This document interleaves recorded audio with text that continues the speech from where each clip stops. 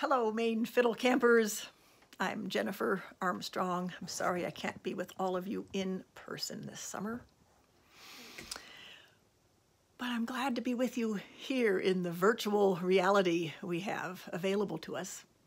The story I'd like to share with you today is called The Wooden Bucket, and it's my version of a well-known teaching tale.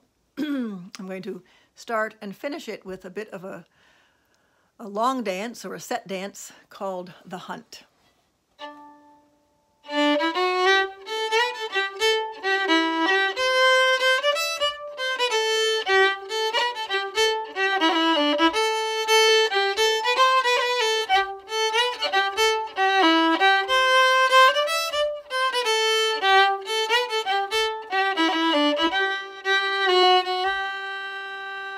Once upon a time, there was a bucket. How inadequate a statement. This bucket was a coopered wooden bucket made with skill and care, each cedar stave tapered and beveled to fit tight and true. White oak hoops sized to perfection held all the staves in place. No glue or putty marred the seams. Nothing extra was needed. The bucket was watertight and ready to go with a hemp rope handle just the right length. The farmer used that bucket every day. She carried it from the shed to the spring. She knelt and filled it with cold, clear water. She carried water to the goats in the barn.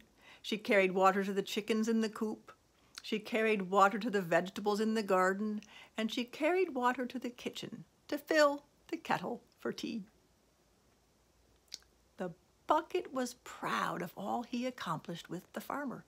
Why, he was the farmer's right-hand man. The goats needed water to give milk. The hens needed water to lay eggs. The vegetables needed water to flower and fruit, and the farmer needed water to be happy and hydrated.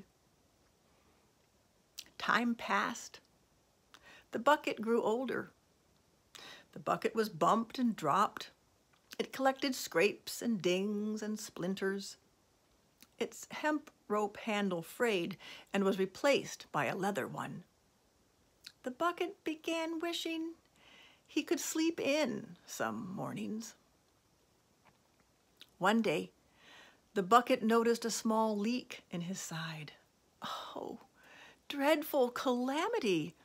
His job was to hold water. If he couldn't hold water, what was he? He was a used-up, useless failure, that's what he was.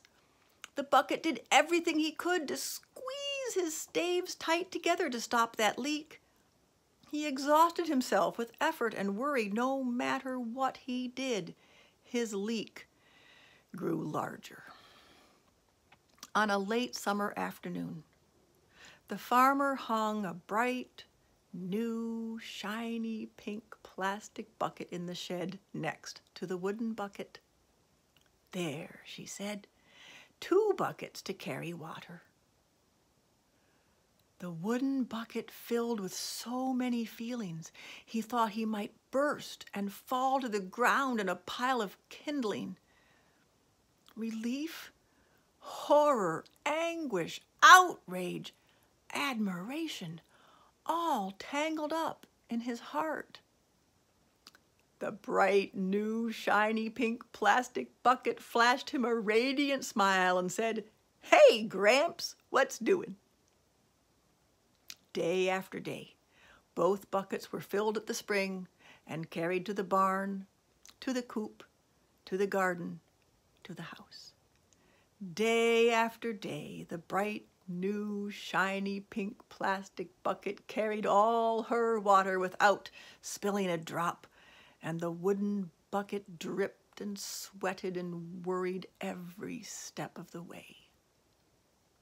One morning, halfway to the barn, the wooden bucket just couldn't go on. "Throw me away," he shouted to the farmer. "I'm no good. I can't carry a full bucket of water anymore like the bright, new, shiny pink plastic bucket can. I can't do what I was made to do." The farmer stopped in her tracks. She looked so tenderly at the wooden bucket. "My friend," she said, "you were made to bring water where needed, and so you do. You carry half a bucket of water to the goats, the hens, the vegetables, and you also water all the flower seeds I've planted along the path. Look." The farmer set the bucket down where he could see hundreds of snapdragons blooming in riotous colors all the way to the barn, the coop, the garden, and back to the house. Such a profusion of orange and yellow, purple and gold. The old wooden bucket wept. Oh, to have played a part in such beauty.